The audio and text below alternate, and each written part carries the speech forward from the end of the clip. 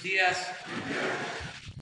Bueno, vamos a informar el día de hoy. Los jueves los estamos dedicando a informar sobre cómo se atiende el problema y lo lamentable que son los asesinatos y cómo se busca que no haya impunidad, que en todos los crímenes se pueda castigar a los responsables, se detenga a los responsables, autores materiales, intelectuales. Y a esto llamamos cero impunidad, el que se sepa de que no se tolera el que se cometan estos ilícitos y que nadie se sienta protegido o con la seguridad de que va a contar con impunidad. Es cero impunidad ante crímenes y delitos.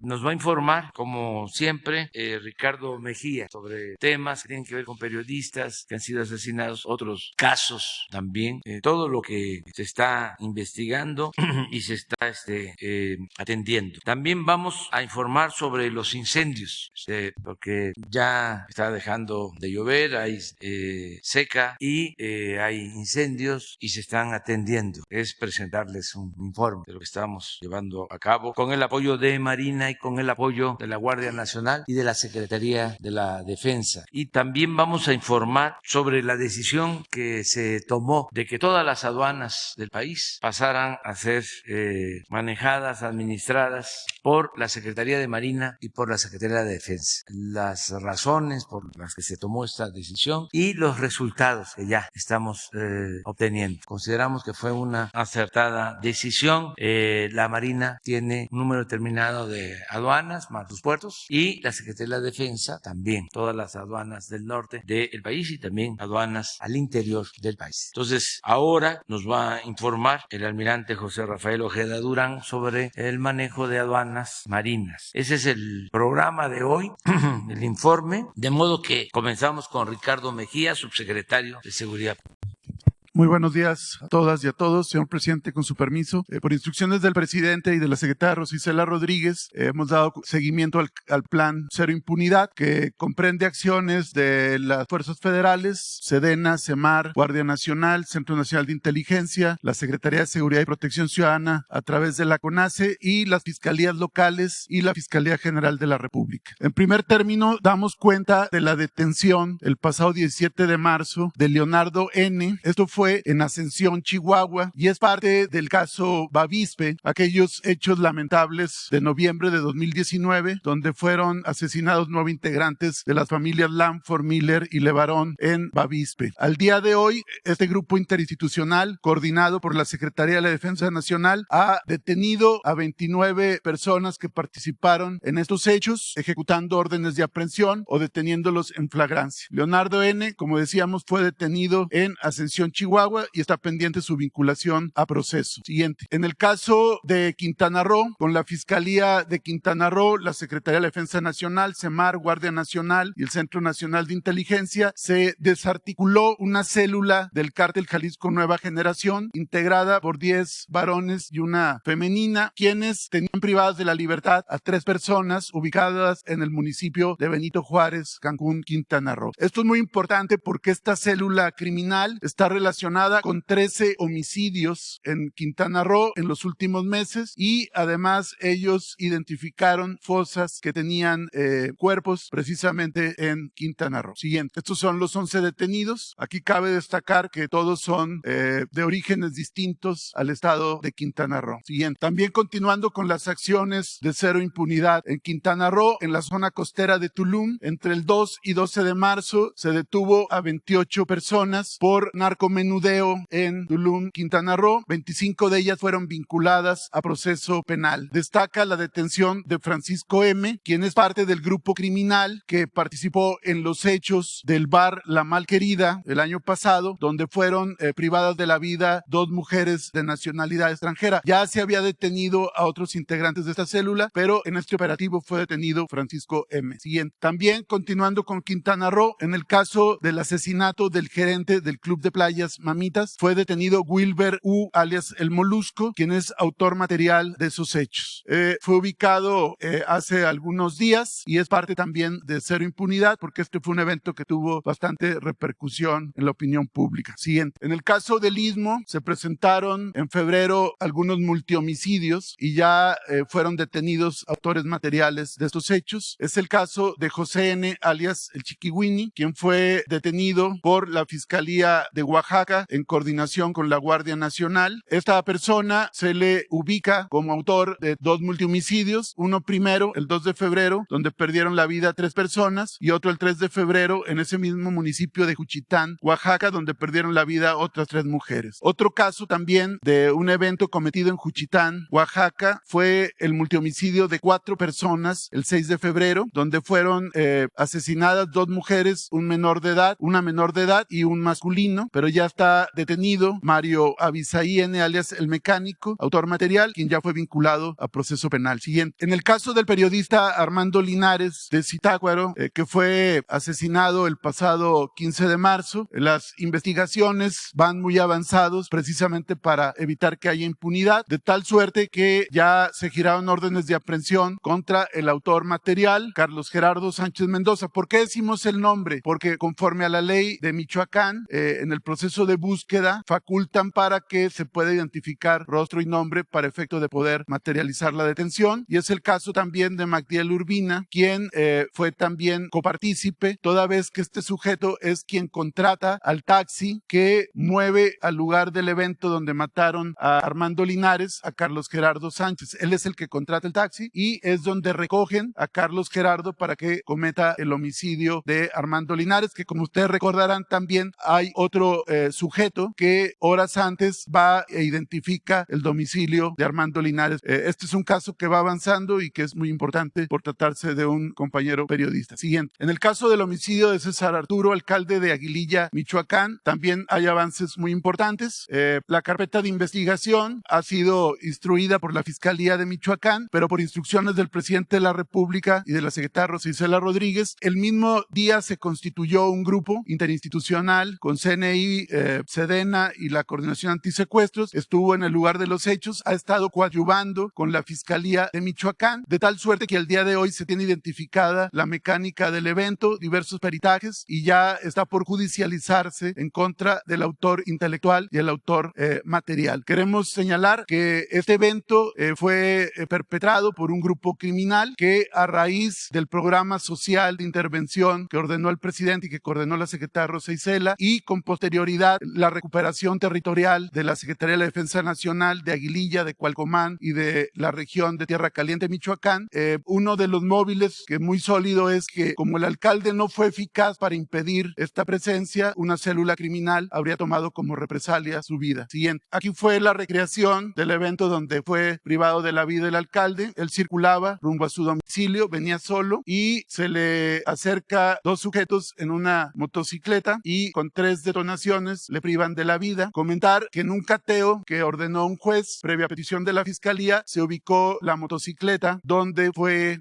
donde se trasladaron los victimarios del alcalde de Aguililla, y todo esto está soportado en peritajes testimoniales y diversos actos de investigación que van a permitir que se judicialice. Siguiente. Este es el caso del Palacio Municipal de Guaymas. Es una investigación de la Fiscalía de Sonora, donde, como ustedes recordarán, en noviembre del año pasado fueron privadas de la vida 2 personas. Una de ellas, una joven activista que estaba precisamente en una manifestación con motivo de contra la violencia hacia las mujeres. En esa ocasión, realmente el destinatario de estos ataques era el comisario de la Policía Municipal. Sin embargo, ellos asesinan a otra persona y a esta mujer que fue víctima de estos hechos. Se identificó a los autores materiales. Uno de ellos fue abatido el día de los hechos en el evento, y otros 2 que estaban localizados, que pertenecen a la misma célula criminal en diferentes hechos, fueron privados de la vida también como parte de estas disputas criminales. Pero finalmente el pasado 22 de marzo fue detenido Job Javier N., que participó en los hechos y quien a su vez habría privado de la vida a Iván Alejandro N. Esto es una acción de la Fiscalía de Sonora. Siguiente. Como parte del operativo Cero Impunidad que coordina la Secretaría de Seguridad y Protección Ciudadana a través de la Coordinación Antisecuestros, con el apoyo de las distintas fuerzas fuerzas federales y estatales. Se han ejecutado órdenes de aprehensión por homicidio, feminicidio, violencia familiar, violencia sexual, robo con violencia, narcomenudeo y secuestros, entre otros. Este grupo está en Zacatecas y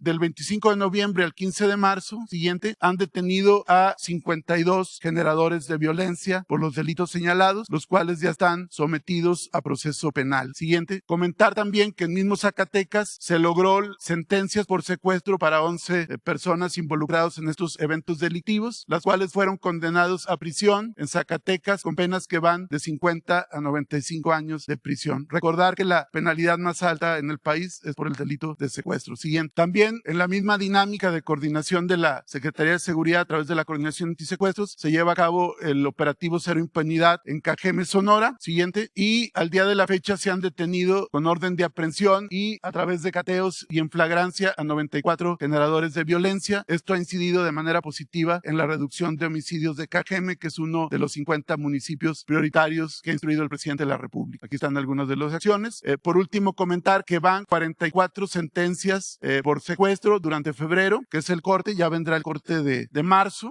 donde destaca el Estado de México con 12, Zacatecas con 8, que son algunos de los casos que mencionamos, Querétaro, Tabasco y así sucesivamente. También comentar, como aquí se le solicitó al presidente el día que se presentó el informe de seguridad, con relación al tema de Querétaro, en seguimiento a los hechos ocurridos en el Estadio Corregidora, únicamente recordar que hay 27 personas que se les detuvo a través de órdenes de aprehensión, que se han generado 40 órdenes de aprehensión, 35 cateos, siguiente, que es una acción de la Fiscalía de Querétaro, pero hemos estado muy en comunicación con el gobernador Mauricio Curi también para ofrecer el apoyo correspondiente, aunque es un tema del ámbito local. También hay carpetas por abuso de autoridad y delitos contra la administración de justicia, siguiente, pero comentar lo que aquí quedamos el pasado día que se presentó el informe. Esta es una decisión de la Asamblea de Clubs y la Federación Mexicana de Fútbol, no compete al ámbito público de seguridad, pero por ser un tema de interés público se comenta. En el caso del Club Querétaro y el Estado Corregidora van a jugar un año puerta cerrada, jugando como local, inclusive esto aplica si van a un estadio distinto al Corregidora. Las categorías de básicas y femenil también jugarán a puerta cerrada. La porra, el grupo de animación de Querétaro, está vetado 3 años de los partidos que juegue como local el Club Querétaro. La porra del Atlas 6 meses. Los mandos de la directiva del Gallos Querétaro quedaron inhabilitados para operar durante 5 años y el dueño del Gallos Querétaro tendrá que poner a la venta el equipo en un año y en caso de no conseguir comprador, la Liga Mexicana de Fútbol asumirá la conducción de este equipo. Esto es en cuanto a medidas por el evento y como consecuencia del mismo, según nos informó la Federación Mexicana de Fútbol, no se permitirá ningún ingreso de grupos de animación visitantes a cualquier estadio de la Liga MX hasta nuevo aviso. Las personas que sean encontradas culpables de los hechos del pasado 5 de marzo, se les prohibirá el ingreso de por vida a cualquier club o estadio de fútbol. Los clubes deberán contar con un proceso obligatorio de credencialización de grupos de animación. El manejo de estos grupos dentro y fuera del estado será por parte de las autoridades estatales, municipales, de seguridad pública, no los grupos de seguridad privada, sino grupos de seguridad pública. Los clubes no podrán dar ningún apoyo económico en especie a los grupos de animación y van a tener que instrumentar un mecanismo de credencialización de los grupos de animación y paulatinamente irán un proceso de identificación de aficionados en todos los eventos de fútbol del país. Siguiente, comentar que tuvimos 2 reuniones con los presidentes tanto de la Federación como de la Liga Mexicana de Fútbol. En el caso de la Secretaría de Seguridad, los acuerdos que se alcanzaron fue crear un mecanismo de información, de intercambio de información en materia de seguridad, sobre todo con un afán preventivo. Segundo, tener un enlace permanente con la Dirección de Seguridad de la Liga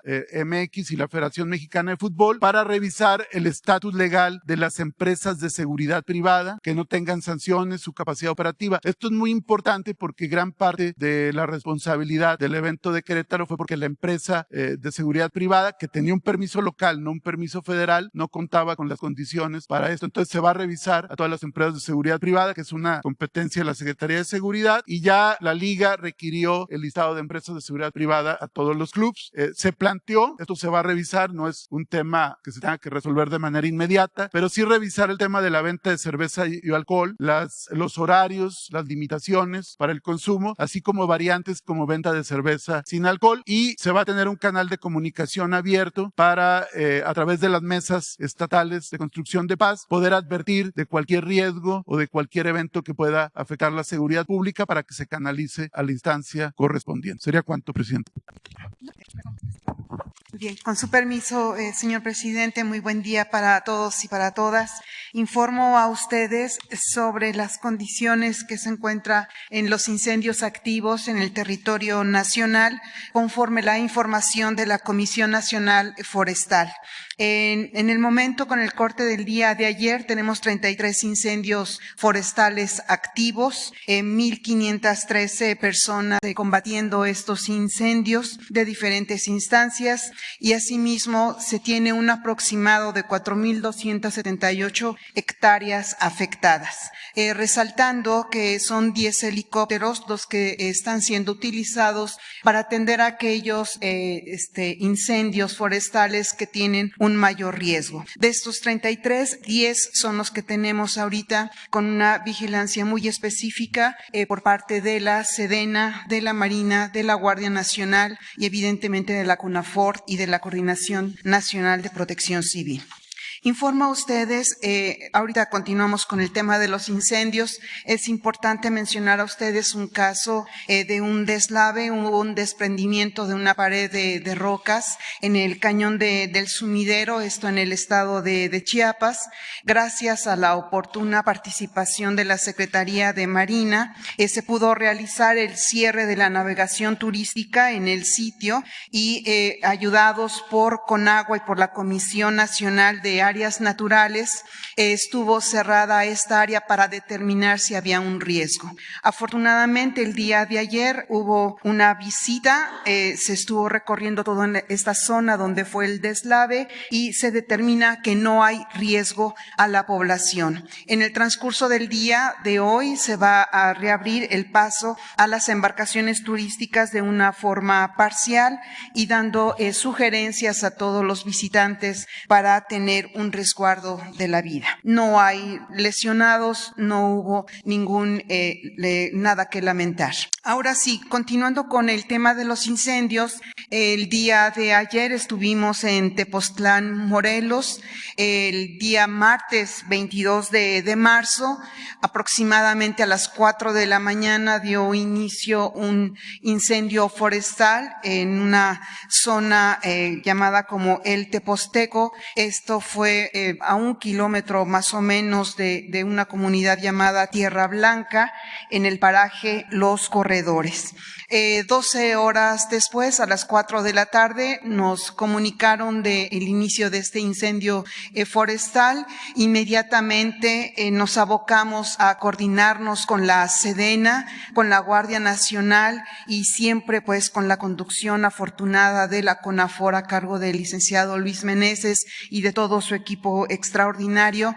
Se pudo coordinar una atención muy importante que tuvimos el día de ayer. A primera hora estuvimos ahí en el Tepozteco, todas las instancias nos reunimos y de una manera coordinada y delegando las responsabilidades a cada dependencia se lograron muy importantes avances. Informo a ustedes que 541 brigadistas, técnicos y también de gente especializada, incluyendo a la Fuerza Aérea Mexicana, todos estuvimos ahí de manera coordinando, trabajando. 541 personas en Tepoztlán, de los cuales quisiera resaltar fueron integrados por la Sedena con 74 elementos, de la Guardia Nacional 65, de la CONAFOR 39 y 80 voluntarios acreditados por la Coordinación Nacional de Protección Civil, a quien quiero reconocer su respeto a la naturaleza y también a las autoridades que tienen como responsable el combatir este incendio.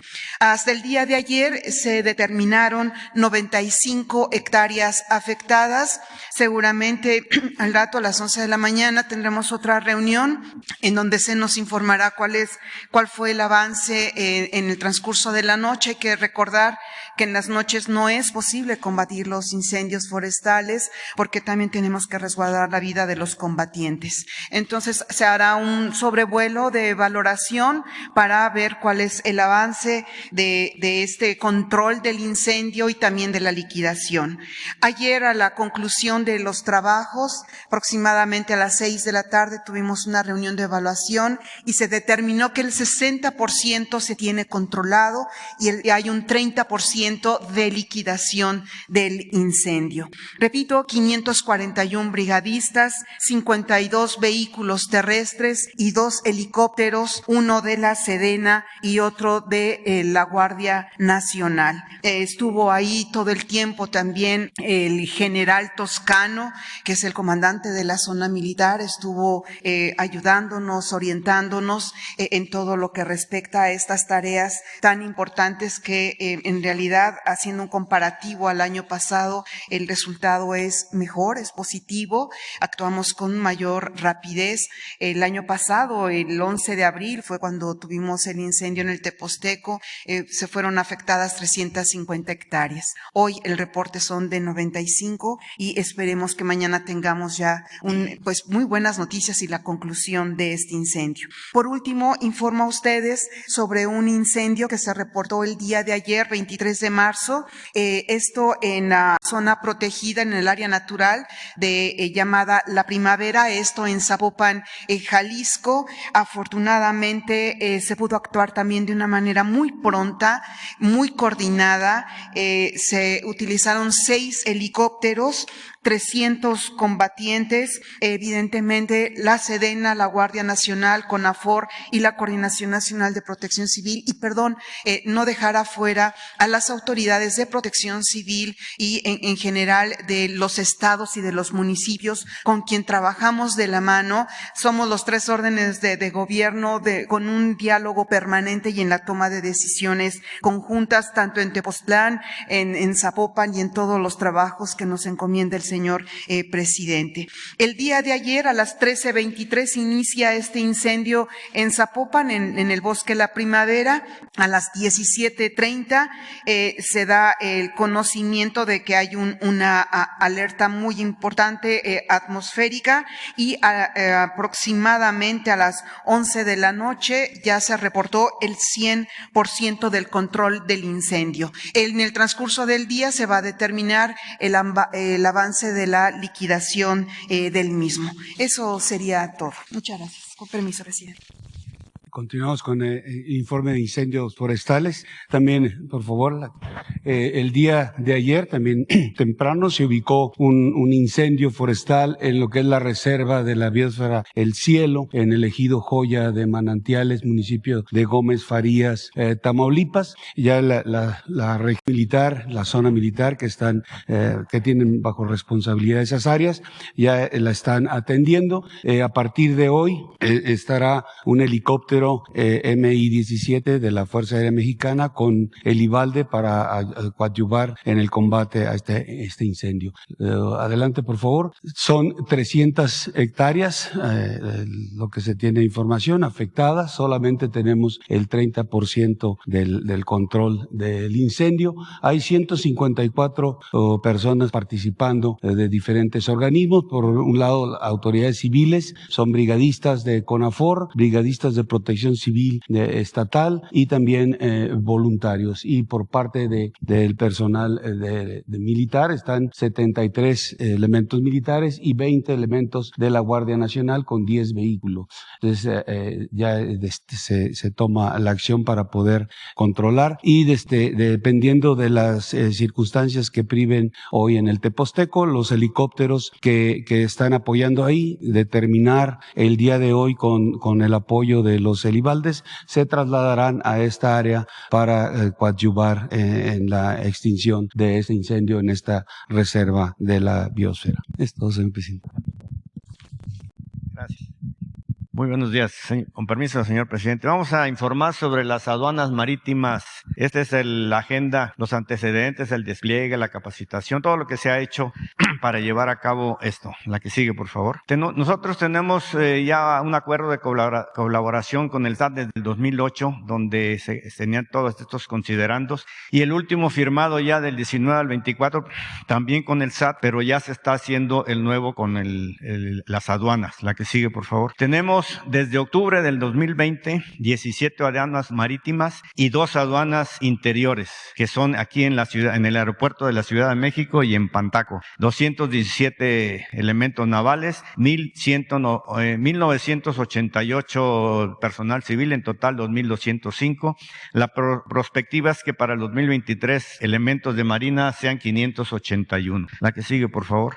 En los cursos realizados, lo estamos haciendo en Chichimequilla, aquí en el estado de Querétaro, en oficiales de comercio exterior, diplomados de aduanas y seguridad nacional, oficiales de comercio exterior. Eso lo vamos a hacer en el Centro de Estudios Superiores Navales. Igualmente de verificadores los vamos a hacer en el terreno, va a ser en las aduanas de Manzanillo y de Veracruz. Y igualmente abogados de aduanas, también estos van a ser en el Centro de Estudios Superiores Navales. Esto es para que vean que no estamos improvisados, sino que tenemos un personal altamente capacitado para hacer las labores en el terreno de la aduana, de las aduanas. La que sigue, por favor. Esto es lo que se ha asegurado desde octubre del 20 a febrero del 22 en cuestiones de dólares americanos, pesos, municiones, armas, sustancias prohibidas, buques inspeccionados y contenedores. Aquí nos faltó incluir lo que se refiere a precursores, que también es una cantidad considerable. La que sigue, por favor. En la recaudación de aduanas de febrero, estamos hablando del mes de febrero del 21 y el mes de febrero del 22, hubo un aumento del 16% en la recaudación. La que sigue, por favor. Y en lo que se refiere del octubre del 20 a febrero del 22,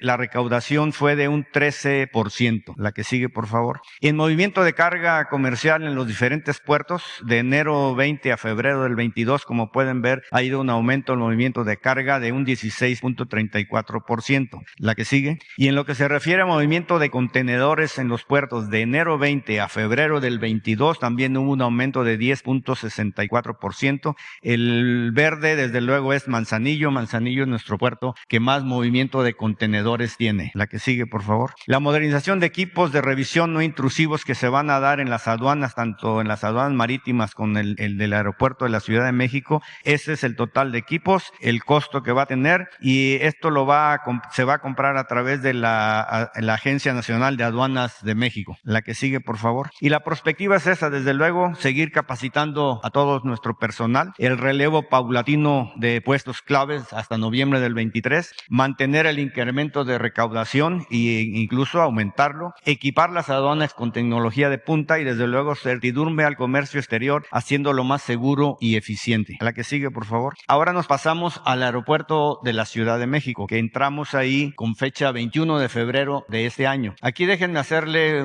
una breve historia. Para llegar a esto, 6 meses antes se nos indicó que íbamos a entrar al aeropuerto de la Ciudad de México. El personal, estamos hablando de más o menos 1.500, 1.700 elementos los que hay ahí. Todo el personal fue capacitado y acreditado por personal del aeropuerto. No es que lleguemos, allá hemos llegado el día 21 de febrero, definitivamente no. Se les dio un uniforme para caracterizarlos. Todo el personal que está ahí tiene capacitación. No son improvisados ni nada por el estilo. Y los resultados se están dando. En las áreas ambulatorias, pues las maletas inspeccionadas en las bandas 283, ahí mismo la apoyo de aproximación a la población se han dado 88 apoyos a otras dependencias. En plataformas también tenemos esas inspecciones a aeronaves, a otras dependencias, recorridos en plataformas también. La fuerza de reacción inmediata es la que da seguridad tanto en el interior como en el exterior. Se han dado patrullajes de disuasión, recorridos 164 y otros apoyos 9. En total tenemos 2.808 acciones y apoyos que se están dando del 21 de febrero a la fecha. La que sigue. En lo que se refiere a migración, este es el número de elementos, 1.624 migrantes que han sido detenidos ahí para su retorno a sus diferentes países. Los repatriados han sido 167 a la fecha. La que sigue, por favor. En lo que se refiere a robos de maletas, a partir del 21 de febrero que llegamos, ha habido un solo robo nada nada más de maletas.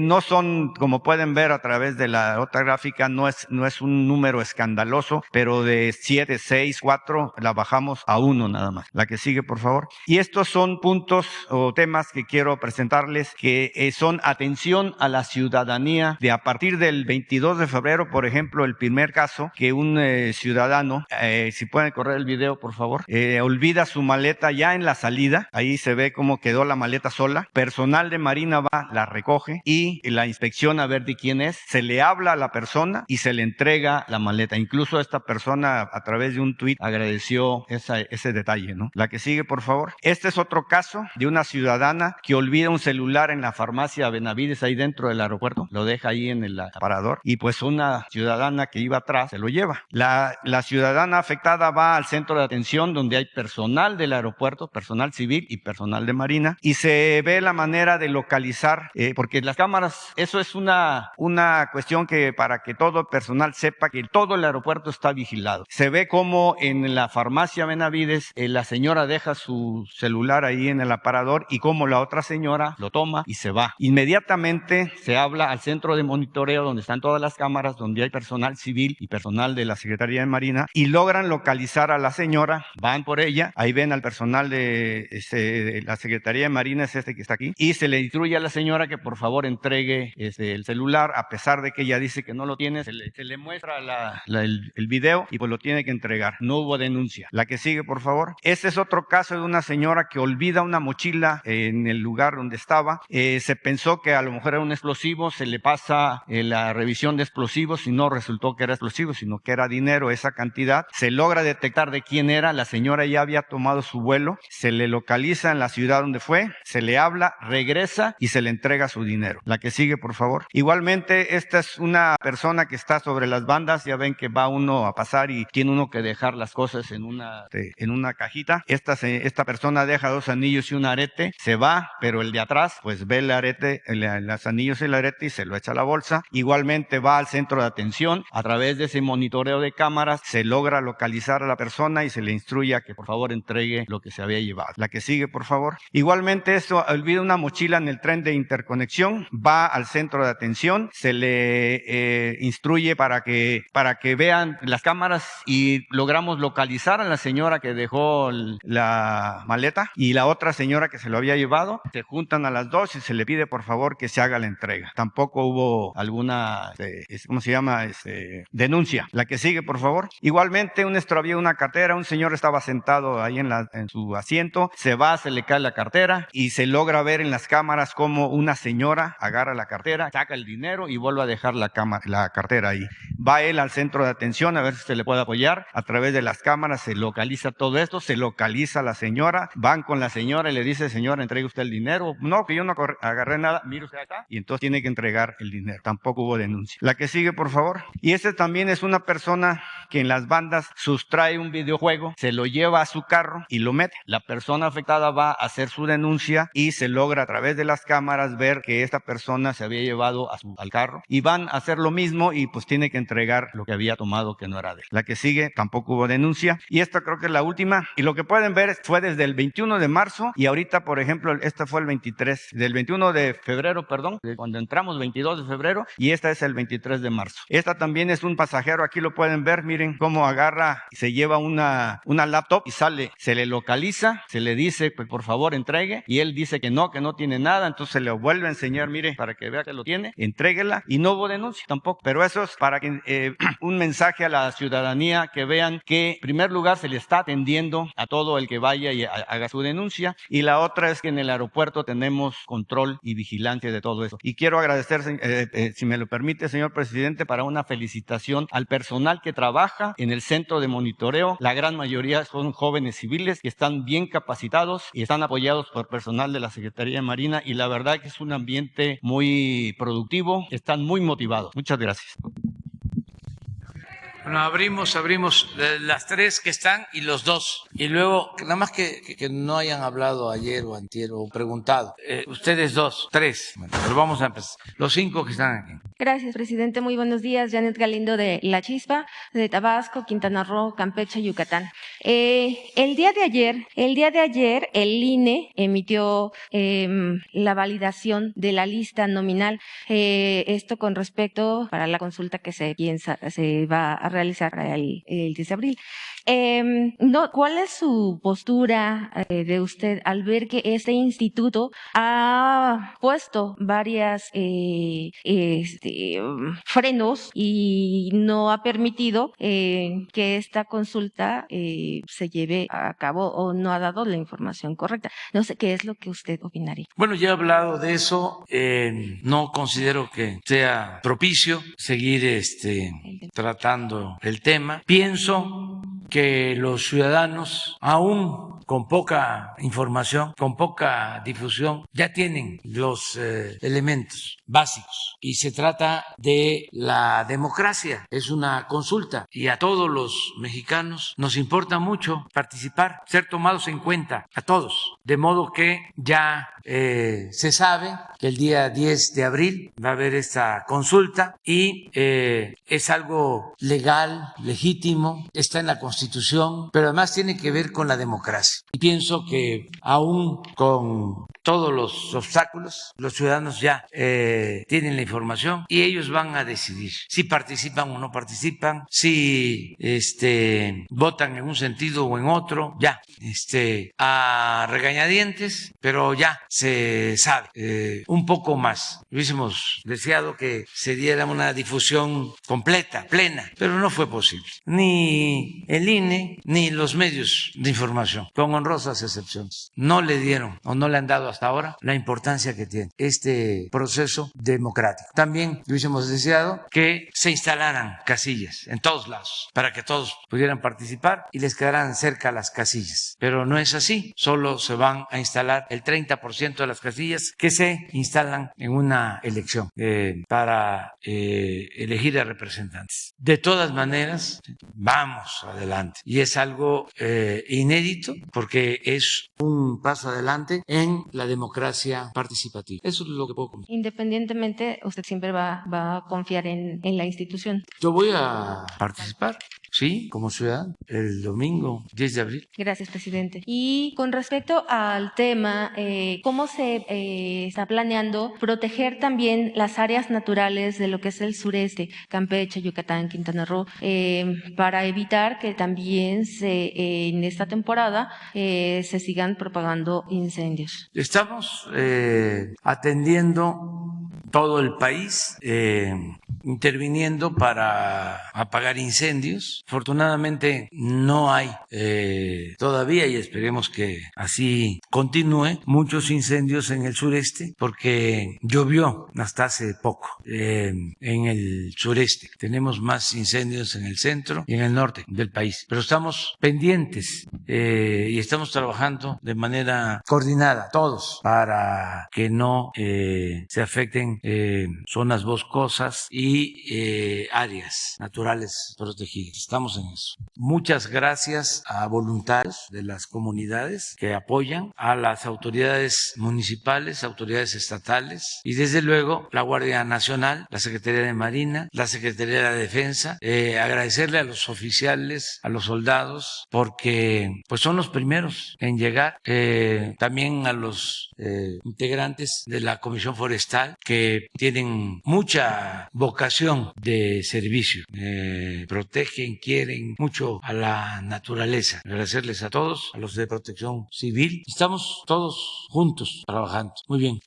El gobernador Francisco Olivia López de sitio en un 2 de Tamaulipas. Y en Tamaulipas, el gobernador Francisco García Cabeza de Vaca ha expropiado grandes extensiones de la playa en Madero y en la pesca en Soto La Marina. En el primero pretenden obtener al menos 1,000 millones de pesos. Hoy estoy aquí porque los vecinos de la pesca me han pedido recurrentemente como medio de comunicación que le informe a usted que en la pesca son 42 hectáreas desplazando a los comuneros y destruyendo sus casas y sus propiedades. Hay más de 70 solicitudes de amparo de de los vecinos. En ambos casos, la expropiación se hace con fin de utilidad pública. Ese es el argumento. Sin embargo, a la vuelta de un mes se pone en venta estos terrenos como una licitación pública. Esto significa, me parece, una privatización. Esa es una primera. Quiero rápido comentar la otra para darle más tiempo a mis compañeros. Esa es una. La otra, los vecinos de La Pesca piden su intervención, piden que ellos han estado ahí desde 1787 y de pronto aparece un dueño que nadie conoce, un dueño que no tiene ningún título de propiedad y de pronto, casualmente, ese dueño es del mismo municipio de donde es García Cabeza de Vaca de Reynosa. Esa es una situación. La segunda es, ¿ha considerado usted alguna línea de investigación para saber si desde la oficina del exconsejero jurídico Scherer se le brindó información de alerta privilegiada al gobernador Francisco García Cabeza de Vaca en su proceso de desafuero y su proceso legal en su contra? Esa es la pregunta, porque hoy la Suprema Corte de Justicia de la Nación, después de mucho tiempo,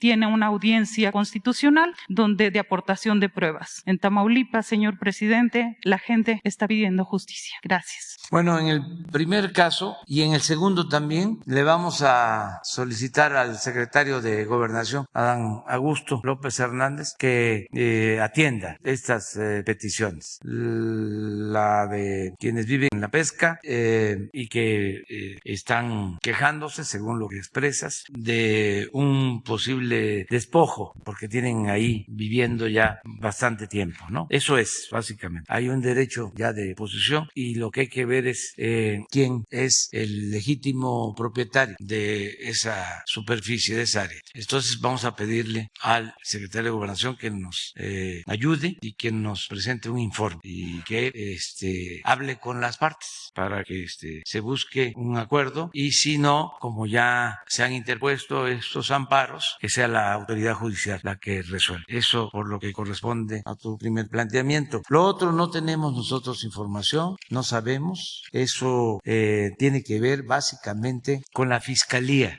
General de la República. La Fiscalía, que fue la que llevó a cabo la investigación sobre la presunta responsabilidad del actual gobernador de Tamaulipas, y también atendió este asunto el Poder Legislativo y está, en efecto, en el Poder Judicial. Entonces, vamos a esperar a que sean estas instancias las que decidan, las que resuelvan. Yo, desde el principio, he sostenido, y es una convicción, de que no debe de haber impunidad para nadie, pero también que no se deben de fabricar delitos y que no debe haber venganzas con propósitos políticos, que se tiene que aplicar la ley de manera imparcial, o sea, que tienen que ser los que impartan justicia verdaderos jueces, y que no debe haber nada al margen de la ley ni nadie por encima de la ley, y eso lo estamos cumpliendo. Puedo garantizar de que hay un auténtico Estado de Derecho que no había. Lo que había era un Estado de chueco, un Estado de cohecho, y lo que existía era un poder casi absoluto, omnímodo del presidente de la República, que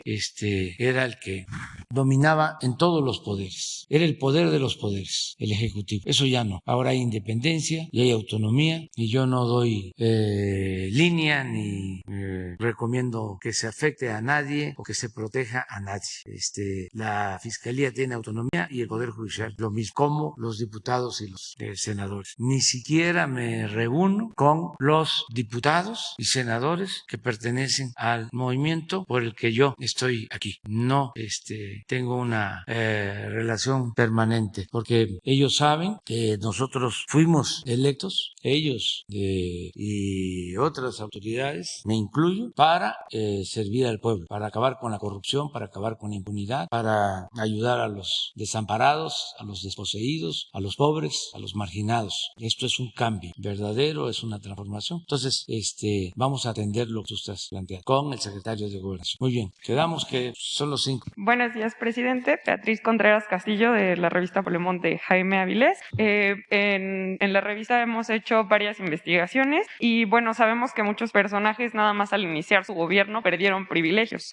Algunos por los contratos que tenían y otros por los pagos de los impuestos que antes evadían. Entre ellos, el publicista Carlos Alarraqui recibió desde 2002 hasta 2018 contratos que ascienden a 49 millones de pesos y investigamos sobre esto en Polemón. ¿Usted qué piensa del odio y los ataques que difunden todos los días personajes como él? ¿Cree que ahora tienen otras intenciones? Pues ya no se sienten, como usted ha dicho, dueños de México. Pues ya hemos hablado bastante de esto. Yo celebro que haya polémica, que haya esta confrontación política. Deseo que sea respetuosa, con urbanidad, pero no deja de ser algo que enriquece la vida pública del país, el debate. Y ya lo he dicho muchas veces, hacía mucho daño la simulación del régimen de corrupción y de privilegios que se había impuesto. Tenía como protección todo este mecanismo, un andamiaje de protección para legitimar sus corruptelas. Entonces tenía intelectuales a su servicio, medios de información a su servicio, y de esa manera hasta legalizaban los robos. Ese fue el papel de diputados y de senadores durante todo el periodo neoliberal. Se dedicaron a reformar la Constitución para favorecer a un grupo de saqueadores que se quedaron con bienes del pueblo, con bienes de la nación. Por ejemplo, ¿cómo explicar que legisladores aprobaron el FOBAPROA? Los mismos de ahora, los mismos conservadores de ahora, que antes engañaban de que eran distintos. Pero cuando se aprueba el FOBAPROA, se unen. Y eso es legalizar un robo, un atraco, porque convirtieron las deudas privadas de unos cuantos en deuda pública. Esa operación, pues, fue a todas luces un atraco a los mexicanos. Y los medios de información guardaron silencio o aplaudieron esa decisión. Entonces, ahora, pues ya no es lo mismo, y esto ha llevado a los hechos un debate muy bueno de eso que estás planteando, porque maiciaban a todos. Era el porfiriato. Por eso cuando dicen neoliberalismo nosotros sostenemos que es neoporfirismo. En la época de Porfirio Díaz, entre otras cosas, que ahí se creó el régimen autoritario, ahí se consolidó un régimen autoritario tan arraigado. Era, en palabras de Vargas Llosa, aunque ya lo había dicho antes, el escritor de México bárbaro, Kurt Turner, la dictadura perfecta, esa la creó Porfirio. Y era tan perfecta que no pudo, y tan profundo el régimen autoritario, que no pudo la revolución, que vaya, que fue profunda, no pudo arrancar de raíz ese régimen. Se mantuvieron las mismas prácticas en lo político sobre todo, ¿no? Entonces, ahora ya es distinto. Porfirio Díaz pues era pan o palo, era entierro, encierro o destierro, y era el maiceo. Cuando había un opositor que lo cuestionaba, decía, ese gallo quiere maíz, y maiceaban al gallo y ya dejaba de cantar el gallo. Entonces esa política de maiceo pues se mantiene hasta ahora, más que ahora el maiceo corre a cargo de los desplazados, de los que se sentían dueños de México, de las cúpulas económicas, de los políticos corruptos. Esos son los que maicean, a latinos, a muchos. Entonces los que recibían dinero, los que eran maiciados por el presupuesto público, ya no son maiciados, pues están enojados. En ese mismo sentido, presidente, ayer publicamos una investigación respecto a la película que filmó Eugenio Derbez, donde debutó como director, No se aceptan devoluciones. Recibieron 3 millones de pesos de parte del gobierno de Guerrero cuando se estaba filmando, solamente por poner los logos en los créditos y tener facilidades donde grabaron en el puerto de Acapulco. Esto sucedió durante el gobierno perredista de Carlos Aguirre, quien salió tras la desaparición forzada de los 43 normalistas de Ayotzinapa. Y bueno, ahora ya vimos que también salió en un video haciéndose el ecologista para denunciar la parte de la construcción del Tren Maya. También pues este mismo tipo de artistas, que muchos de ellos ni siquiera viven en México, no dijeron nada cuando también se empezó la construcción de un embarcadero por parte del Grupo Xcaret de Playa del Carmen a Cozumel. ¿Y qué piensa de este tipo de conductas de los artistas que también recibían dinero en el antiguo régimen y que ahora están golpeteando los proyectos que buscan llevar progreso al sureste de nuestro país? Pues es que es parte de lo mismo. O sea, existe también la deshonestidad en artistas, en científicos, intelectuales, y es pues normal. A estos famosos o les pagaron o lo hacen por convicción, porque les molesta mucho lo que está sucediendo en el país. Son adversarios nuestros y algunos muy desinformados. Uno que claramente, yo creo que todos estaban leyendo, me recordaba a algunos políticos de antes. Una vez me tocó ver a un presidente leyendo en un teleprompter. Entonces, para la gente, ¿no? Que no conoce sobre estos trucos, son unos aparatitos que ponen así, con unas pantallas transparentes. No se ven. Entonces está uno así, está uno leyendo, ¿sí? Esto pasa también en los conductores de televisión. Entonces piensa uno, como lo están enfocando, que están improvisando. No, están leyendo. Entonces así a estos famosos los pusieron a leer. ¿Quién sabe quién hizo los textos? ¿Quién financió? No es que les hayan pagado. También hay esa posibilidad que les hayan pagado, pero sí costó la producción y alguien está detrás. Claudio X González, los mismos que se sienten afectados de la Riviera Maya, que han destruido el medio ambiente, y otros más que están en contra de nosotros. Entonces, algunos estaban ahí leyendo y muy claramente a uno lo ponen a leer, a decir que yo debería de conocer el país. Yo creo que lo conozco un poco más que él, ¿sí? Voy a presumir, porque me da la oportunidad de hacer, ofrezco disculpas, pero no creo que haya un mexicano que conozca todos los municipios de México, como el que les está hablando, y ofrezco disculpas por decir, pero le hacen el guión, es una actuación, y él lee. Una vez me tocó ir a un acto, era yo jefe de gobierno, y estaba el presidente de ese entonces hablando, leyendo también así. Existía el Estado Mayor y era el encargado de poner los teleprompters, y voltean a ver así, y luego así, porque está el otro, y van leyendo, y el que está viendo en la televisión pues está pensando, qué congruente, o sea, qué capacidad para improvisar, porque no aparecen los teleprompters. Lo mismo en el caso de los conductores de televisión, están viendo la cámara y abajo está pasando un texto, que es el que están leyendo. Pues todo esto es para desmistificar, para que la gente tenga una idea más clara de que no es la panacea la cámara, ¿no? Y que todo es montaje, o no todo, pero una buena parte. Entonces, esa vez me invitaron a un acto que precisamente tuvo que ver con la inauguración de la terminal 2 del aeropuerto, aquí en la ciudad, y yo estaba sentado en la primera fila, y junto, como era jefe de gobierno, estaba el secretario de Marina de ese entonces, y antes de que empezara a hablar el presidente, le pregunté, oye, ¿y esos aparatitos que están ahí? Y ya me explicó, pues son para... muy bien. Entonces empezó a hablar, y en eso como que se apagaron los teleprompters a mitad del discurso, ¿no? Y eso debe ser tremendo, porque ¿cómo se las? Entonces, en la desesperación dice el presidente, pásale. Entonces yo volteo a ver, y todo el mundo, para ver si eran los de atrás, ¿no? Que iban a pasar. No, era que se había atorado el aparato. Entonces, eso es un poco lo de los famosos.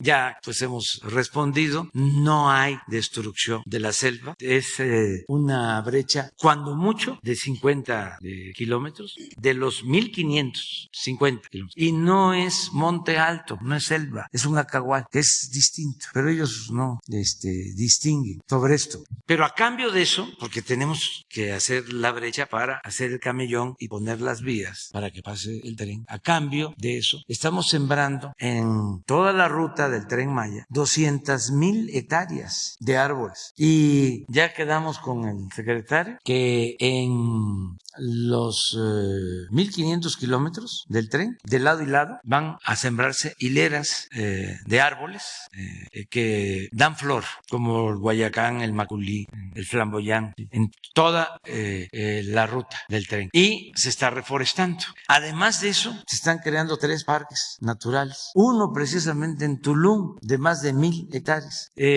La Secretaría de Marina tenía un aeropuerto en Tulum, Tulum, de alrededor de 200 hectáreas. Junto a ese predio hay 3 más propiedad del gobierno del estado. Se hizo un avalúo de los 3 predios y la federación le compró los terrenos al gobierno del estado y se une con las 200 hectáreas del aeropuerto de Marina y se compactan 1,000 hectáreas que va a ser un parque del jaguar, se va a reforestar completo. Cerca de ahí, en 2,200 hectáreas que se adquirieron, que también tienen una historia, porque las habían rematado y las recuperamos, 2,200 hectáreas, cerca de Uxmal, se va a crear el nuevo Uxmal, también se va a reforestar, se va a bardear todo, ¿sí?, para la conservación del medio ambiente, eso a cargo de la Secretaría de la Defensa. Y se va a ampliar la Reserva Natural de Calakmul con alrededor de 10,000 hectáreas, la Reserva Natural de Calakmul. Entonces, esto para información de los que de verdad se preocupan por el medio ambiente. Estas personas, no quiero ser estricto, no quiero ser radical, no quiero ofenderlos tampoco, pero no siento que tengan vocación verdaderamente ecologista. Es más por dinero, porque están en contra de nosotros y voluntariamente quieren participar porque tienen un pensamiento conservador, les molesta lo nuestro, y también por fama. Porque yo recuerdo que un artista muy renombrado llegaba al Mar de Cortés para defender que no se extinguiera la vaquita marina, pero llegaban en yates. Se debe de saber que los medios de transporte que más contaminan son los barcos. Nada más que ahora sí, los pobres tiburones, las especies marinas, pues no protestan, tenemos que cuidar, pero los barcos consumen muchísimo combustible, pero da fama.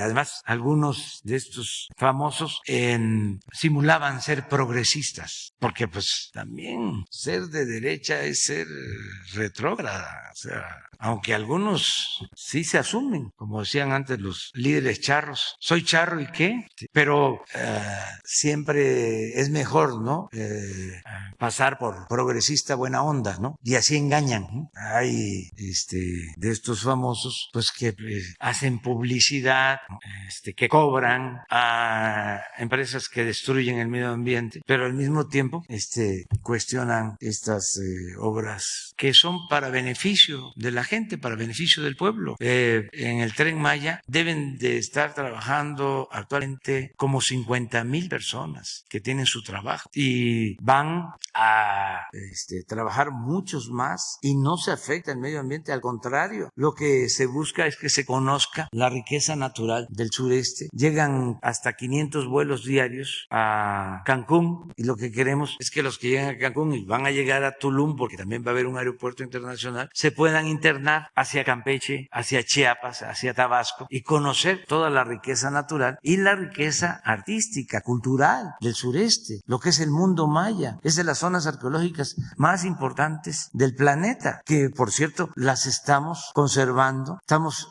cuidándolas, estamos invirtiendo para tenerlas en buen estado. Entonces, ojalá y estos famosos se informen más, no se dejen sorprender, que a lo mejor algunos ni sabían lo que iban a ocasionar con lo que están planteando. Fueron utilizados posiblemente, porque sí, detrás hay toda una estrategia. Yo les doy 2 tips para no hablar más. Ayer comenté del lago de Texcoco, ¿no?, de que nunca dijeron nada cuando iban a destruir el lago de Texcoco, que ya ahora es reserva natural protegida. Hablé también de las minas. Nunca protestaron por las minas. Acabaron con el Cerro de San Pedro. La minera San Javier, una minera canadiense en San Luis Potosí. El Cerro de San Pedro era el símbolo de San Luis Potosí. Está en el escudo de San Luis Potosí. Y lo destruyeron todo, por completo. Y a lo mejor ellos pues no se enteraron. Pero pero yo creo que sí se enteraron de que en el periodo neoliberal se concesionaron 120 millones de hectáreas para la explotación minera, el 60% del territorio nacional, y que en el tiempo que llevamos nosotros en el gobierno no hemos dado una sola concesión y no hemos permitido el maíz transgénico, ni hemos permitido el uso del fracking para la explotación energética. Entonces sí somos distintos, pero les voy a dar 2 ejemplos de allá, de la península. Ya no hablemos de los hoteles que se construyeron y de lo que significó también afectaciones al medio ambiente para esta zona turística, que tiene también una justificación porque vive mucha gente del turismo en los momentos más difíciles de nuestro país, cuando el neoliberalismo estaba causando más daño y destrucción, que no había trabajo. Mucha gente se fue a buscarse la vida allá en el turismo. Por eso debemos de tener mucha gratitud a Quintana Roo, porque allá se le dio trabajo, albergue a muchos mexicanos que fueron a trabajar honradamente. Bueno, pero allá mismo estaba esta empresa Calica, es un banco de material. No tienen ahí en Playa del Carmen, les dieron permiso para extraer material, grava, que en barcos se llevaban a Estados Unidos para hacer caminos, carreteras en Estados Unidos. Y ahorita van a ver cómo dejaron destruido. Entonces, ¿qué pasó? Miren, estos son predios. Ahí todo esto está escarbado. Banco de construcción. Aquí está el Caribe. Y no hubo queja. El permiso lo dieron unos días antes de que terminara Cedillo de presidente. En noviembre del 2000 dieron el permiso para escarbar. Y aquí, este es el puerto. Aquí se acumulaba el material y de aquí a Estados Unidos. Estamos ahora buscando un arreglo para que estos terrenos, que son 2,000 hectáreas, sean utilizados para el turismo. Que esto se pueda restaurar. Son como albercas. Y estamos convenciendo a la empresa y ya hablé con el dueño de la empresa estadounidense para garantizarles que les vamos a dar permisos con la densidad permitida, protegiendo el medio ambiente, porque aquí hay zonas también hay vegetación, hay monte alto, y que les vamos a dar facilidades para que este puerto se convierta en un puerto de cruceros, porque tiene el calado suficiente, y no hay un puerto de crucero en esta zona. Está enfrente, que es la isla de Cozumel. Esto nos está ayudando aquí el almirante, que es especialista, pero pues ni una sola denuncia sobre esto. Y hay otra empresa turística, porque dicen que el tren que va a pasar por acá va a pasar por cenotes, por ríos submarinos. Todo eso está garantizado, su protección se va a proteger, pero a ellos que les preocupan los cenotes, les informo de que en la administración pasada dieron permiso muy cerca de aquí, pero por Valladolid, para unir cenotes abajo, ríos submarinos, y convertirlos en un centro de recreación, como Xcaret, pues para que me entiendan. Y a lo mejor ellos ni saben esto, o si lo supieron, se quedaron callados, porque no éramos nosotros. Entonces, entender de que somos responsables, de que cuidamos el medio ambiente. Yo soy de pueblo, me crié en el campo, sé lo que son los árboles, amo los árboles, aprendí a proteger la flora, la fauna. No somos destructores, o sea, que no nos confundan. Y el Tren Maya va a ser algo muy bueno para el sureste, que había estado totalmente abandonado. Lo único que creció en el periodo neoliberal fue Cancún, la Ribera Maya. Hasta el sur de Quintana Roo se quedó en la marginación. Creció el norte de Quintana Roo, Cancún. Y desde luego no creció Yucatán, no creció Campeche, no creció Tabasco, no creció Chiapas, no creció Oaxaca, no creció Veracruz. ¿Cuántos veracruzanos? Más de 1 millón se tuvieron que ir de Veracruz a buscarse la vida a las ciudades fronterizas durante el periodo neoliberal. Y del otro lado de la frontera, estados que son como repúblicas, que tienen de todo, con mucho potencial económico, pero no había oportunidades, no se invertía, se dedicaban a sacarle al sureste todas las riquezas. Imagínense cuántos años, cuántas décadas el presupuesto nacional se integraba con los ingresos del petróleo. Los ingresos del petróleo llegaron a significar el 40% del presupuesto nacional. ¿Y de dónde salía ese petróleo? De Campeche, de Tabasco, de Chiapas. ¿Y cuánto se les devolvía? Nada, nada. Entonces, nosotros queremos un México de igualdad, que haya crecimiento en el norte, que haya crecimiento en el centro y que haya crecimiento en el sur. parejo, no islas de crecimiento rodeadas de abandono y de pobreza. Es un desarrollo horizontal para todos y eso es lo que estamos logrando. El que pues haya trabajo, haya oportunidades y cuidando el medio ambiente, desarrollo sustentable, que es lo que se busca. Pero eso es lo que está pasando. Y no enojarnos, argumentar, debatir. Además, hay mucho ingenio también. Ve uno las redes sociales y así como hay cuestionamientos en contra nuestra o de lo que estamos haciendo, hay también muchos argumentos a favor y eso es bueno. Es una sociedad democrática con pluralidad. Muy bien, adelante. Buenos días, miembros del gabinete. Eduardo Esquivel Ancona, SDP Noticias. Señor presidente, yo le quiero preguntar, ¿qué opinión le merece las críticas que han vertido gentes como Claudia X González, Sergio Sarmiento, Ramsés Pech, entre otros, al subsidio que se está dando ahorita a las gasolinas, a los combustibles? Y esto me llama mucho la atención porque ellos dicen que no se había hecho esto antes, pero sí en SDP y en Econósfera estuvimos analizando estos subsidios y vimos que en el sexenio de Felipe Calderón Hinojosa, como el expresidente, se dieron estímulos, se dieron subsidios a las gasolinas casi por $1 billón, pero este subsidio, pues parece que no llegó bien porque en el sexenio del expresidente Calderón, el precio de la gasolina magna subió en 69.6%. El precio de la premium subió el 44.7%. El diésel el 106.4%. Subió en todo el sexenio. En lo que estuvimos viendo también en este sexenio, que si no se hubiera dado este subsidio a las gasolinas, se le hubiera disparado la inflación en ese sexenio, porque ya, como usted lo ha explicado, pues viene un encadenamiento y este subsidio, pues no es cierto que solo le sirve a los ricos, a los que tienen coche, a los que tienen automóvil, les sirve, las mercancías se transportan y entonces suben los costos, si sube la gasolina, nosotros tenemos que transportarnos en el transporte público y pues, al transporte público también, si sube la gasolina, pues sube el precio del transporte público. Y lo curioso del caso es también que en ese sexenio, con todo y que también se hizo una aparente reconfiguración y se invirtió mucho dinero en las refinerías que hay en México, en los 6 años de gobierno del panista michoacano, se refinó menos combustibles, el 12.1%, pues no sirvió, pero se invirtió mucho dinero para la reconfiguración, inclusive hubo actos de corrupción y estuvo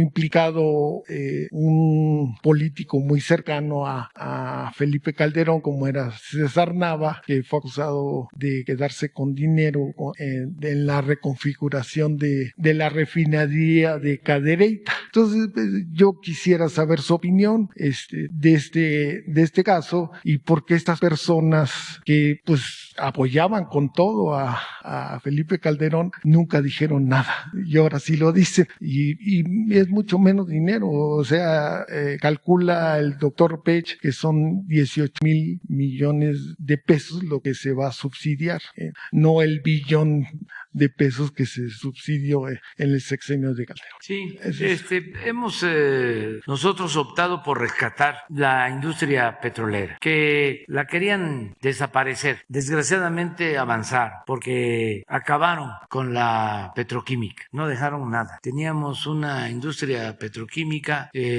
muy consolidada, era de las mejores industrias petroquímicas del mundo y en el periodo neoliberal se acabó. Iban por las refinerías, las las estaban convirtiendo en chatarra y apostaron a comprar los combustibles, a vender petróleo crudo y a comprar las gasolinas. Esa era la política. Por eso no hicieron en más de 30 años una nueva refinería. Es cosa de ver cuántas hicieron en 30 años en Estados Unidos o en el mundo. En todos lados se hicieron refinerías. Aquí no se hizo una sola. En ese tiempo crearon Pemex Internacional, una institución no transparente. No se sabía cuánto vendían de crudo, cuánto compraban de combustibles, a qué precio. Entonces, ya habían empezado incluso a vender plantas al interior de las refinerías. Vendieron 2 plantas en las 6 refinerías, que ahora estamos buscando comprarlas, recuperarlas.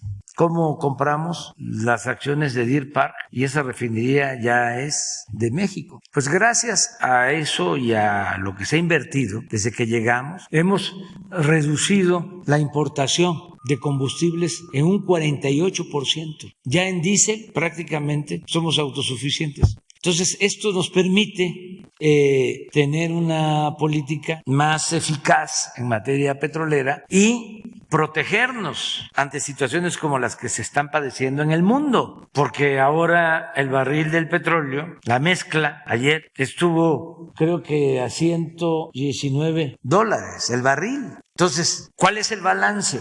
Estamos obteniendo más ingresos porque el barril de petróleo, lo que estamos exportando, alrededor de 900,000 barriles diarios, cuesta más, está entrando más dinero al país. Y ese excedente nos permite subsidiar la gasolina que consumimos y el diésel. La gasolina en México hoy es más barata que en Estados Unidos y que en otros países. Estamos hablando de 10, 15 pesos más barato que en Estados Unidos. Bueno, como no tenemos que comprar mucho afuera, porque ya producimos, ya aumentamos nuestra capacidad de refinación, ya el subsidio no es tan grande, tan cuantioso para las gasolinas y mantenemos los precios y se compensa, repito, porque cuesta más la mezcla de petróleo mexicano y también nos alcanza, tenemos un excedente para compartir con los estados, porque cuando aumenta el precio del barril de petróleo crudo, hay un porcentaje que es participable, es decir,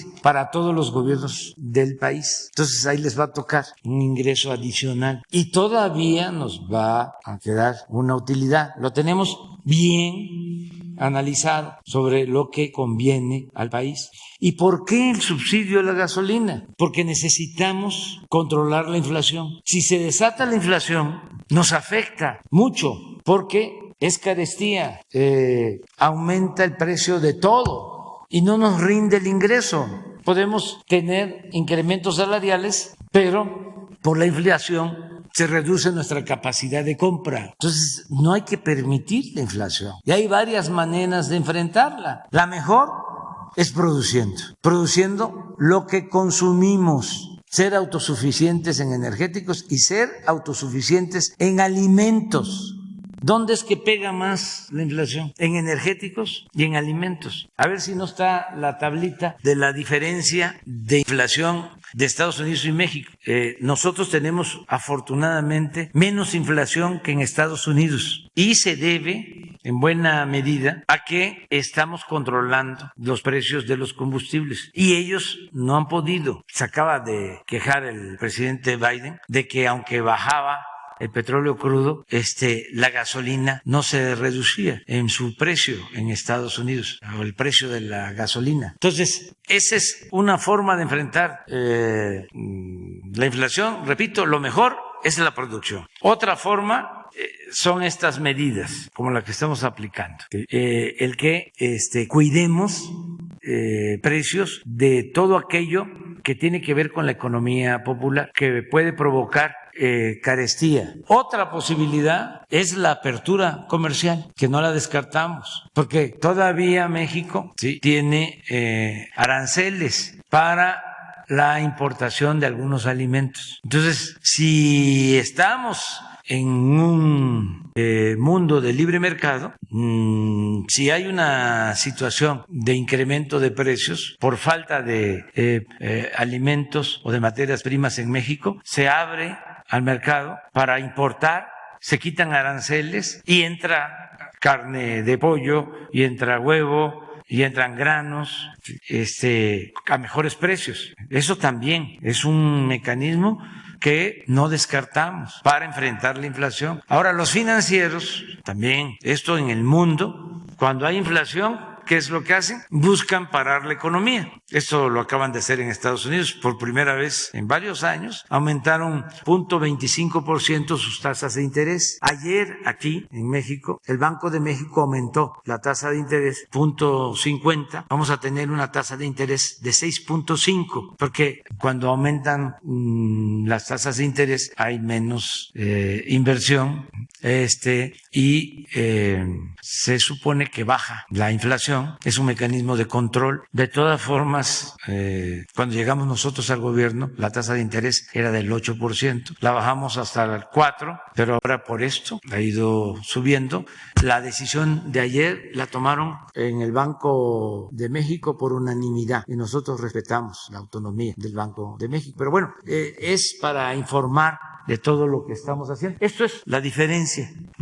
Pero esto se refleja hasta la fecha. Este es nuestro impacto en energético de inflación y este es el resto de componentes. Y en Estados Unidos es 1.9. Y yo espero que resuelvan pronto en Estados Unidos porque tengo información, como en Europa, mucho malestar de los consumidores por los incrementos en los precios de energéticos y de la luz. Pero bueno, cada país tiene su política. Nosotros tenemos esta inflación 7.3, ellos estarán en 7.9. Y esto se conserva porque este corte es hasta el 22. Pero esto es lo que se conserva. Y aquí ven energéticos y nosotros en el resto de componentes estamos arriba. Por eso es la política. Y hay una variable, dirían los tecnócratas, hablando físico, como dirían en mi pueblo, que es fundamental, que es la más importante de todas las variables. Muchas gracias, señor. La honestidad. Que no haya corrupción. Esa es la gran diferencia. A nosotros nos alcanza el presupuesto y podemos hacer frente a todas las adversidades porque no se permite la corrupción. Y lo que había antes era un gobierno tomado, secuestrado, saqueado. Entonces, así no se puede. Aunque se trate del modelo económico más perfecto, con corrupción no funciona nada. Nada. Por eso la clave está en no permitir la corrupción. Y era mucha la corrupción que había, mucha, desmedida. Se dedicaban a robar, a saquear. Ese es todo. No hace falta ser doctor en economía para saber cómo administrar bien. Muy bien, adelante. En otra pregunta, así rapidísimo, también quiero preguntarle qué opinión le merece que la senadora panista Kenia López Rabadán y el caricaturista Paco Calderón están diciendo que el Aeropuerto Internacional Felipe Ángeles no tiene la categoría internacional, cuando ya se dio en el Diario Oficial de la Nación que es un aeropuerto internacional que tiene un recinto fiscal donde se pueden para las mercancías, para la importación, exportación, y también se tiene una oficina migratoria. Y no solo eso, sino bajo el capítulo 14 de la aeronáutica se dio ya la categoría, ya se presentó en el Diario Oficial de la Nación que es un aeropuerto internacional. Que no se haya podido, que ahorita no se puedan hacer rutas del Felipe Ángeles a Estados Unidos es porque la degradación de seguridad que pusieron, pero tengo informes de que en junio ya se recupera la categoría 1 y ya se pueden empezar a hacer rutas desde el Felipe Ángeles a los aeropuertos de los Estados Unidos, y ya se hizo un embarque que venía de Laredo, Texas. El día 21 de marzo vino de Laredo, Texas, al aeropuerto Felipe Ángeles, aterrizó y se hizo todo el movimiento de la carga aduanalmente, y entonces y ya hubo un vuelo de una línea venezolana. Entonces, yo no sé por qué estos señores dicen lo que están diciendo, ¿no? Pues yo sí sé, es que son muy reaccionarios. O sea, ese caricaturista siempre pues está en el Reforma. O sea, ya, ¿para qué? No hay en el Reforma un articulista, un caricaturista que no sea conservador. No hay. O sea, ni siquiera hay moderación. Nada. Es un periódico completamente de derecha. O sea, no se puede esperar nada objetivo, profesional. No. Es periódico tendencioso completamente. Entonces, claro que ya hay certificación. Lo que tú estás planteando, ya han llegado aviones de Estados Unidos, al que haces mención es un avión de carga y particulares. O sea, pero si no es una cosa es otra, y pues están en su derecho. Nosotros tenemos diferencias con este caricaturista Calderón. En mi caso, yo creo que desde hace 20 años, ¿sí? Y me honra mucho, es un timbre de orgullo el que tengamos esas diferencias, y así con otros de tiempo atrás, porque siempre se opusieron al cambio, y lo que querían era un bipartidismo de derecha, de dos partidos que eran lo mismo. Eso sí lo aceptaban. Tampoco así del todo, porque este caricaturista es recalcitrante como conservador. Entonces, de todas maneras, al otro partido, no lo veía tan bien. Ahora sí ya se descararon y ya están unidos y ya se les olvidó todo, porque nos ven a nosotros, pues, como, espero, adversario a vencer y no enemigo a destruir, pero sin duda están unidos en contra de nosotros. Entonces, es para que investiguen uno de los mejores aeropuertos del mundo, el aeropuerto de Santa Lucía, con la construcción de pistas más excepcionales en calidad, de mayor calidad. Creo que es el segundo aeropuerto en el mundo en la distancia de pistas. Y nosotros tenemos 4,5 kilómetros de pista. 2 pistas, ¿sí? De las 3, ¿sí? 4,5 kilómetros. O sea, es de lo mejor. Y el sistema de radares es de lo más moderno que hay. Yo estuve en la torre de control. ¿Cómo me gustaría que fuera? Para que vieran, ojalá y vayan a la torre de control, que hagan las gestiones ahí en el aeropuerto y se les lleva para que vean la tecnología de avanzada que tiene el aeropuerto. Ya, que vayan este fin de semana, general. ¿Sí? Yo le pido que le manden la invitación. ¿Es el caricaturista y otra persona? ¿Mande? También, a los dos. A los dos, pero que vayan a la torre de control para que vean todo esto. O sea, sí es importante. Ya se nos terminó el tiempo, pero miren. Sí, Jesús, ayúdame. Vamos a llegar a un acuerdo. Quedan apuntados. Es que tenemos cosas que hacer. Hoy salimos a Acapulco, a la Convención Nacional Bancaria. Mañana la conferencia, si se quedan, no va a ser muy lejos. La vamos a llevar a cabo en Cuernavaca. Allá podemos escucharles y tienen preferencia para que sean los primeros en preguntar, si les parece. ¿Mañana? Sí, ese es el problema, o sea. Sí. Quedamos en eso. Lunes o martes, la semana que viene, tú tienes prioridad cuando regreses, ¿de acuerdo? Sí, porque es que ya se nos terminó el tiempo. Ya. Adiós.